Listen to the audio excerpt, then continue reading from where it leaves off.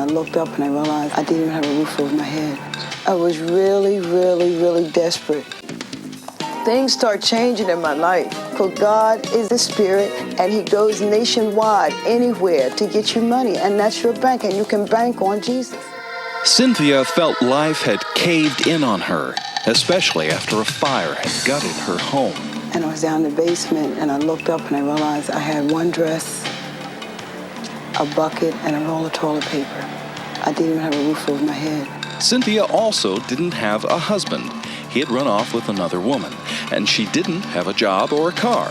What Cynthia did have was a huge debt, courtesy of her ex-husband. Altogether, I was probably in about $55,000 to $60,000 over my head. Fortunately, Cynthia found the Lord and became a Christian and eventually a minister, and some things began to improve, but the bills continued to swamp her. They were knocking on the door, they were calling a part-time job, they were leaving notes, they were threatening that they were going to come and just take stuff out my home. Financial desperation took its toll on Cynthia's Christian convictions. I was really, really, really desperate that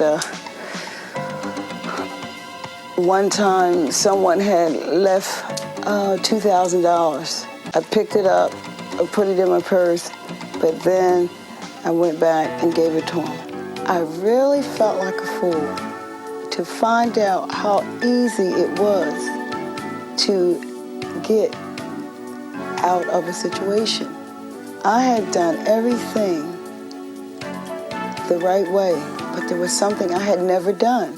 If you want God to change things in your life, you must make a vow to God. And then he said, there's a woman sitting out there, and she's in a lot of debt. She feels like she's alone. He said, her family's broke up. He said she needs a job. He said she needs a car. And he said she feels like she's nobody. And he said all she has to do is make a vow to God. And he said, it'll change her whole life. All of a sudden, I sent the vow, and about 2 weeks later, things start changing in my life. Utilities were restored. Her credit rating was cleared up. She lost a phenomenal amount of weight. She received physical healings, and God totally restored her house.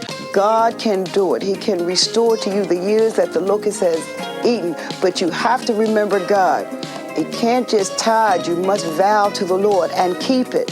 Cynthia has received a $10,000 raise and found just the car she desired at an amazingly low price. She claims again because of vowing. God loves His children.